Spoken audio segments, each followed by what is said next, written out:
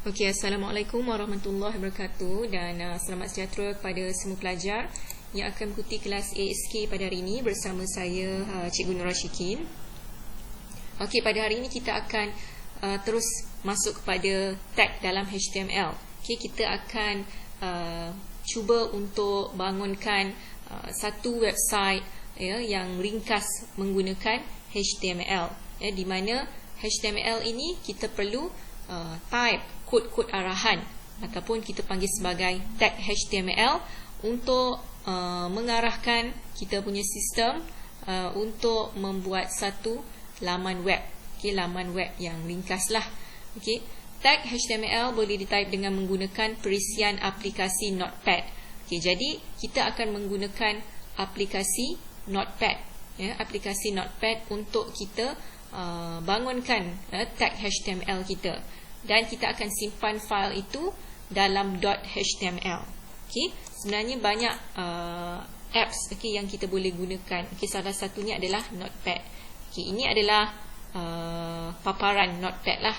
Okey, kamu boleh buka di komputer, okey, dan kamu akan jumpa Notepad. Okey. Okey. Kita akan lihat dulu yang pertama sekali tag-tag dalam HTML dan fungsi-fungsi setiap tag-tag dalam HTML. Okey, pertama kalau kamu dapat lihat di sini, okey, ada tanda, okey, ini HTML dan juga /HTML. Okey, kamu jangan risau. Okey, kenapa ada tanda-tanda ini semua? Okey, ini adalah dia punya format. Okey, dia punya rules dia. Okey, dia macam pembuka dan penutup ni kan. Ini memang perlu ada untuk kita type tag dalam HTML ataupun kod-kod arahan. Okay, ini memang dia punya format. Okay, apa yang saya nak terangkan di sini, kalau kamu lihat untuk baris yang pertama ini, okay, untuk kolom yang pertama, okay, ada HTML dan juga /HTML. Apa beza dia? Beza dia adalah ini adalah untuk permulaan, ini adalah untuk penamat. Permulaan HTML dan penamat HTML. Okay, kalau kamu buka Notepad, kamu boleh type HTML. Okay, ini adalah dia punya pemula, okay, bahagian starting, and then ini adalah bahagian penamat, okay, bahagian bawah sekali ataupun bahagian end. Okay, jadi bila kita dah buka tag HTML, biasanya kita akan letak slash. Okay, nampak ya, ada tanda slash. Okay, slash ini menunjukkan kita nak tutup, kita nak tamatkan kod arahan kita. Ini memang format dia. Jangan pelik kenapa ada slash di sini. Ini adalah sebagai tanda, okey, penutup ataupun penamat. Bila kita buka di sini ada penutup. Okey. Ini adalah fungsi tag untuk HTML. Okay, tak apa, nanti kita akan lihat lagi tag-tag yang lain. Okey, kita lihat sekarang untuk kolom yang kedua. Okey, HTML head. Okey, sekarang ini kita fokuskan kepada head pula. Okey, nampak ya? Head di sini dan head di sini. Okey, ada dua head. Okey, head di sini adalah untuk sama juga permulaan. Head di bawah ini adalah untuk penamat. Penamat untuk head. Okey, tetapi apa fungsi head? Fungsi head ini adalah sebagai nama dokumen pada tab laman sesawang. Okey, nama dokumen pada tab. Okey, kamu tahu tak apa itu tab? Okey, contoh kalau saya buka Google Chrome. Okey, kamu tahu kan Google Chrome, biasa buka Google Chrome. Okey, kamu akan boleh lihat, kamu boleh nampak, okey, ini merupakan kita panggil sebagai tab. Okey, kalau kita nak buka tab yang lain, kita akan klik tanda sini, nampak dia keluar new tab. Okey, kita boleh buka untuk tab yang lain. Okey, sekarang saya sudah buka dua tab. Okey, saya boleh tambah lagi tab yang lain. Okey, sekarang sudah ada 3 tab. Jadi ini, okey, nampak ya, dia tulis kat sini apps, apps, apps. Dia mengandungi tulisan. Tulisan ini merupakan biasanya tajuk, tajuk bagi sesuatu laman web ataupun website. Dia biasanya adalah menunjukkan tulisan kepada sesuatu banner ataupun sepanduk lah. Kita panggil sebagai sepanduk dalam bahasa Melayu, dalam bahasa Inggeris banner. ya, dia adalah info yang kita akan letakkan dalam setiap tab ini. Okey, tab ini biasanya kita akan letak kepala tajuk, ya, tajuk yang utama sekali. Contohnya kalau website itu berkaitan dengan Facebook, okey, dia akan letak Facebook. Twitter, dia akan letak Twitter, okey, and whatever lah, okey, dia akan letak kepala tajuk, ya. Okey, kita lihat pula kepada fungsi lain head. Fungsi lain head adalah paparan spanduk, dan juga pembahagian laman sesawang kepada bingkai-bingkai, ataupun frame, frame by frame. Inilah maksud frame by frame. Inilah ini untuk tab yang pertama, ini dia punya frame, bingkai dia, frame dia, ya. Ini untuk tab yang kedua, frame dia yang ini, dan yang ketiga frame dia yang ini. Jadi setiap tab ini mempunyai frame yang berbeza, bukan sama. Kita lihat pula kepada fungsi tag HTML yang seterusnya. Tag HTML yang seterusnya adalah title. Nampak ya title di sini. Title. Bila kita sudah buka title, kita mesti tutup title. Maksudnya ada tanda slash ini bermaksud kita tutup penamat untuk arahan yang ini. Apa fungsi title? Fungsi title adalah untuk kita arahkan pelayar web untuk memaparkan teks pada laman sesawang. Maksudnya kita akan letak teks utama, tajuk utama, kepala tajuk yang saya cakap tadi, tajuk utama dia pada laman sesawang. Saya akan cuba buat ini. Kamu boleh tengok. Contoh yang ini, HTML tadi. Kemudian saya type head. Head ini adalah saya katakan tadi dia punya kepala, bahagian kepala tajuk ataupun bahagian teks, bahagian tab, akan terletak di bahagian tab. Kemudian title. Title saya nak masukkan contohnya sekolah, ya, sekolah. Tak naklah. Saya nak masukkan my personal detail. Contoh my personal details. Kita buat sama macam dalam nota ini. Kita cuba buat sama dalam nota ini. My personal details. Kemudian tutup head. Mesti ada tutup head. Title TITLE mesti sama, ya, ejaan dia, ya. Kalau sini mesti huruf kecil, sini pun mesti huruf kecil, ya, tak boleh huruf besar. Kemudian bila dah buka head, mesti tutup head. Saya tutup head di bawah selepas title, ya. Dan saya buka head. Ini adalah pemula untuk head sebelum title, dan ini adalah penamat head selepas title. Nampak, ya? Kemudian saya savekan saya punya dokumen yang pertama ini, sebagai file save as.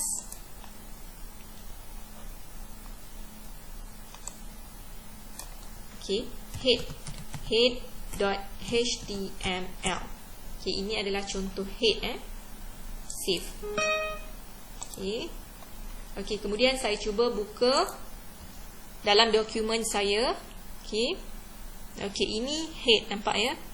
Kalau kamu dapat lihat, ini head, bahagian head. Saya akan open with Google Chrome, untuk kita lihat apa yang terjadi. Buka. Cara nak buka, right click, open with Google Chrome. Ataupun ada sesetengah biasanya komputer ataupun laptop kamu memang telah ada, ya, simbol Google Chrome. Jadi kamu boleh terus buka dari sini. Macam saya tak ada ni. Saya perlu right click and then pergi kepada open with Google Chrome. Nampak tak? Dia sudah keluar di sini, my personal details. Nampak ya? Yang ini seperti mana yang saya telah type tadi. Saya type di mana? Saya type di Notepad. Saya type di Notepad. Kemudian saya savekan file, save as head.html. Jangan lupa, untuk simpan file ini perlu ada perkataan .html. Ini adalah format dia. Dan save. Kemudian bila saya save tadi, saya buka dalam saya punya folder. Saya buka file ini, open with Google Chrome. Dan dia akan keluar terus macam ni lah. Ini adalah di bahagian tab, bahagian head, ya, my personal details. Dia akan keluar di sini. Ini adalah kepala tajuk, ya, kepala tajuk akan terletak di sini, ataupun tajuk paling utama. Kalau kita buka tab yang lain, nampak ya, ini adalah frame untuk tab yang pertama, ya. Kemudian frame untuk tab yang kedua, nampak kosong, tiada. Kemudian kita lihat lagi tag HTML yang seterusnya. Tadi kita telah lihat head dan title. Kemudian kita lihat pula apa itu body. Body, ya. Body ini adalah merupakan bahagian utama dalam laman sesawang. Semua isi kandungan seperti teks, image, pautan, rajah dan maklumat lain, ya, yang hendak disampaikan diletakkan antara dua tag ini. Body. Jadi body ini sebenarnya bahagian inilah. Bahagian ini kita panggil sebagai body. Ya, bahagian ini semua body lah. Dia punya badan dia. Tadi dia punya kepala, head. Sekarang dia punya badan dia, ataupun body. Kemudian kita lihat. Contohnya nampak ya. Ini contoh yang dia masukkan lah. My name is Nora. I am 13 years old. I live in Muar Johor. For example, saya ambil contoh yang ini. Saya type semula. Type di Notepad. Sama saja. Title tadi. Kemudian body. Kita nak lihat, ya, bagaimana dia punya paparan dia akan keluar. Body. My name is Nora. Kemudian I am 13 years old. I am 13 years old. Then apa lagi? I live in Muar Johor. I live in Muar. Kalau tak dapat sambung sini, sambung bawah pun tak apa, ya. I live in Muar Johor. Ini adalah bahagian body dia. Bila body di atas kita telah mulakan, ini adalah permulaan untuk body. Kita perlu ada dia punya penamat, ya, sama saja penamat. So untuk letakkan penamat dia, kita perlu type /body. Ya, macam ni lah. Tadi ada permulaan body dan penamat body. Sekarang saya simpan ini, file, save as. Sama saja cara simpan dia. Sebagai body.html. Ini adalah standardized, cara untuk kita save. Save file ini, body.html, dan save. Kemudian saya buka dokumen ini. Nampak ya, ada body. Kemudian saya buka melalui Google Chrome. Sekarang kamu boleh lihat. Kamu boleh lihat. Nampak tak, ya? My name is Nora. I am 13 years old. I live in Muar Johor. Nampak? Ya, ini adalah dia punya bahagian badan dia. Nampak tak? Ya, sama saja. Sudah ada dia punya isi. Dia punya content dia sudah masuk dalam bahagian body dia. Tadi saya telah buat I live in Muar Johor. Saya letak di barisan yang kedua. Tetapi dekat dalam sini nampak ya, dia bersambung saja. Sebab apa? Sebab Okay, jika kamu nak letakkan I live in Muar Johor ni di bahagian bawah, kamu perlu letakkan simbol ataupun tag HTML yang lain. Okay, ada tag dia yang lain. Okay, tak apa, nanti kita akan lihat satu persatu. Okay, jadi ini adalah bahagian body tadi. Okay, ini yang pertama tadi kosong. Okay, bahagian head saja. Yang ini kita telah masuk head dan juga bahagian body. Nampak ya, ada head dan juga ada bahagian dia punya body yang mengandungi isi kandungan dia ataupun content. Okay. Kemudian kita lihat lagi tag HTML yang lain. Okay, sekarang kita lihat tag HTML yang seterusnya adalah P. Okay, tadi body, sekarang kita pergi kepada P. Apa itu P? P ini adalah paragraph.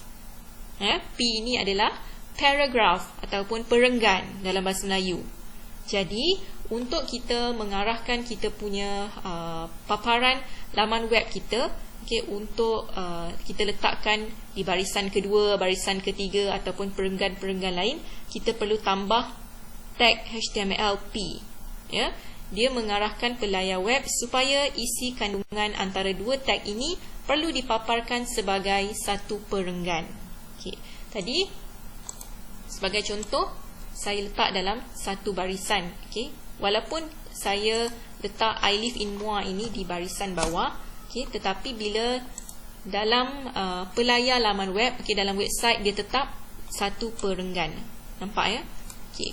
Kita boleh letakkan I live in Muar ini di bahagian barisan bawah, okay, dengan cara kita masukkan P. P itu adalah for paragraph. Maksudnya dia akan berpindah ke barisan lain. Okay, barisan ini untuk barisan yang pertama. Okay, perlu ada close P ataupun tutup P, ya, penamat P, dan ini pun perlu ada close P, penutup P. Ingat ya, P fungsi dia adalah untuk paragraph. Ya. Okay, jadi kita lihat file, save as. Okay, saya save as kan sebagai paragraph. graph.html dan saya save. Okey, sekarang kita lihat apa yang keluar. Okey, saya buka paragraph, open with Google Chrome. Okey. And then kita lihat, nampak tak ya perbezaan antara bila saya buat paragraph dan tak buat paragraph. Ini tadi saya tak buat paragraph. Ini saya buat paragraph. Saya letakkan simbol P ataupun saya letakkan tag P. Nampak ya? Saya letakkan tag P di sini. Ya. Apa-apa saja dalam tag HTML, bila kamu mulakan sebagai apa? Pemula dia, paragraph, kamu perlu ada tanda slash untuk tutup dia. Ya. Okey, jadi yang ni kita telah lihat fungsi head, ya, fungsi title, kemudian fungsi body dan juga fungsi paragraph. Okey, jadi kita lihat pula.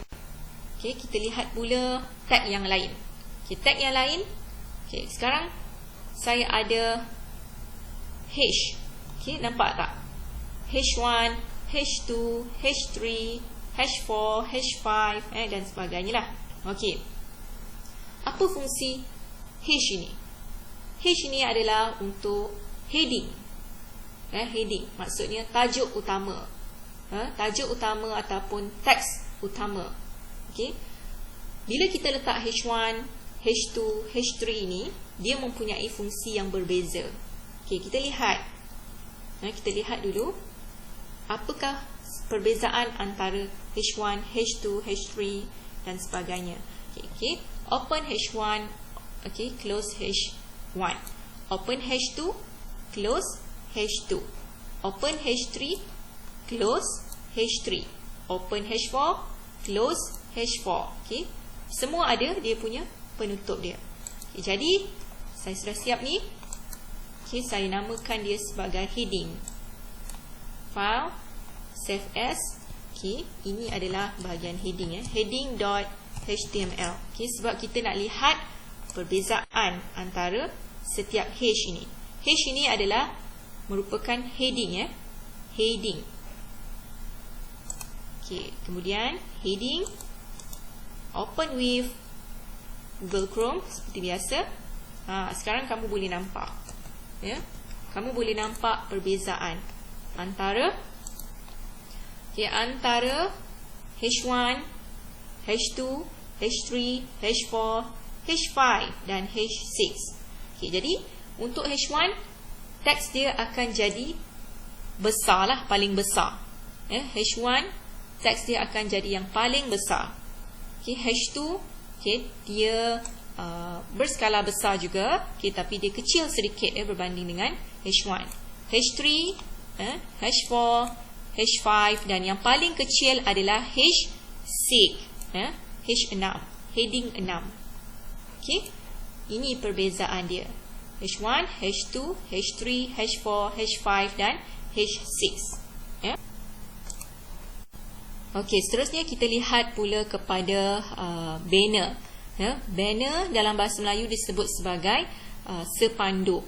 Okey, dia adalah merupakan sepanduk web yang diletakkan dalam laman sesawang dan boleh digunakan sebagai tajuk kepada laman. Okey, jadi banner ini kita boleh letakkan dalam bentuk image, JPEG ke, GIF ke, dan sebagainya. Okey, sebagai contoh tadi, bila saya buka, saya buat yang ini tadi. Ini adalah contoh heading.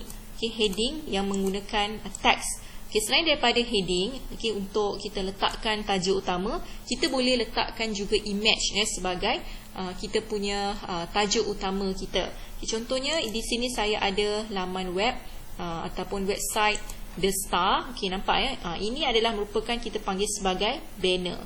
Nampak ya? Ini kita panggil sebagai banner. Banner ini biasanya merupakan tajuk utama ataupun menunjukkan kita kepada laman web utama. Laman web, apakah isi utama laman web ini? Menunjuk.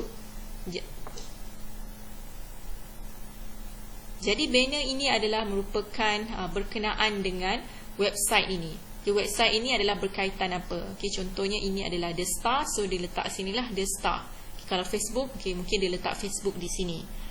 Ini kita panggil sebagai banner. Kita boleh menggunakan heading ataupun kita boleh menggunakan image. Contohnya di sini saya ada image. Saya ada satu contoh image, iaitu ini image ini KFC banner, nampak tak? Feast for everyone. Perayaan untuk semua. Jadi saya cuba masukkan ini untuk jadikan banner saya. Gambar ini mesti ada dalam saya punya folder. Kamu pun kalau kamu nak buat, kamu mesti pastikan gambar tersebut mesti ada dalam folder yang kamu nak masukkanlah dalam website nanti. Pastikan gambar itu ada dalam folder. Pertama sekali kamu perlu lihat dia punya nama dia. Nampak ya? Nama untuk banner ini adalah KFC banner. KFC huruf besar and then banner huruf kecil. Jadi untuk meletakkan dokumen ini, image ini dalam saya punya website, saya perlu type. Saya perlu type nama ini, KFC banner. Sama huruf besar, huruf kecil mesti ikut sama dia punya ejaan dia. Contohnya tadi saya nak masukkan KFC banner untuk saya punya banner laman web. My personal detail. Ataupun yang ini saya tukarkan title ni tadi kepada Jom KFC. Jom KFC. And then bahagian banner, dia punya tag dia. Ini saya padam dulu.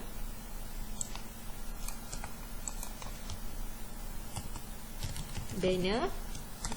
Kemudian tadi kalau kamu lihat di sini tadi, sebelah banner ni ada image IMG ni. IMG ni maksudnya image. Image, SRC bermaksud source. Sources. Sumber image. IMG SRC bermaksud image sources. Image source. Jadi image sources saya letakkan, perlu letakkan nama file. Perlu letakkan nama image tadi. Okay, contohnya saya nak letakkan KFC banner, so saya perlu letakkanlah KFC banner.jpg.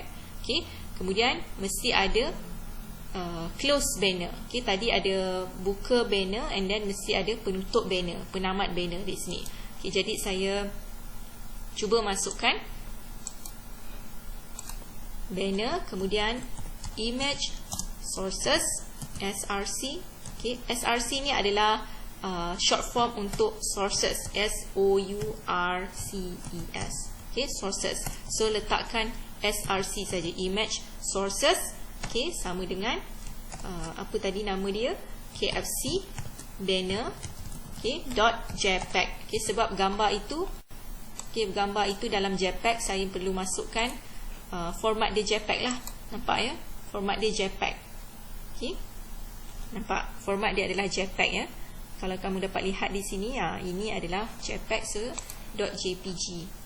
Kemudian okay, saya buat dia punya apa kita panggil sebagai semicolon. Okay, kemudian mesti ada close banner. Okay, untuk image ini img src ni, image sources ni tak perlu diletakkan penutup, tutup image tak perlu. Okay, hanya bahagian banner saja. Ya, ada open banner and then close banner, ada tanda slash ni. Okay, jadi saya simpan file, save as. Okay, saya simpan sebagai banner.html. Okay, saya save. Okay, dan saya try buka banner tadi. Okay, open with Google Chrome. Nampak ya, dia keluar di sini. Okay, jadi untuk banner ni sebenarnya kita boleh setkan lah. Okay, kita boleh setkan besar ke, kita boleh setkan dia kecil macam ni. Okay, ikut dia punya size paparan laman web ni. Okay, kita boleh setting sebenarnya. Okay, nampak ya di sini. Okay, di sini telah tukar ya dia punya heading dia tadi. Sorry, head title. Head title dia telah bertukar kepada Jom KFC. Saya telah tukarkan dia punya bahagian title, head title tadi, nampak ya di sini. Dan ini, okay, nama image ini mesti sama dengan nama yang ada dalam folder kamu. Okay, tak apa, nanti kita akan pergi perlahan-lahan. Okay, macam mana kita nak besarkan image ini, kecilkan ya. Okay, jadi untuk kelas hari ini, okay, tadi kamu telah belajar mengenai yang pertama tadi adalah berkaitan dengan fungsi head, ya, kemudian fungsi title, fungsi apa lagi tadi, body, ya, kemudian paragraph, heading dan juga banner serta image sources.